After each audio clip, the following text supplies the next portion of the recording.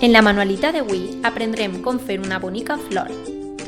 Necessitarem goma eva o cartolina de dos colors diferents, tisores, retolador, una pinça d'estendre i cola.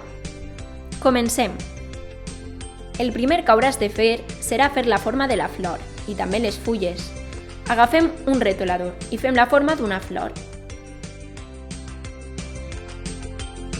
Amb l'altre color dibuixarem la forma de dos fulles.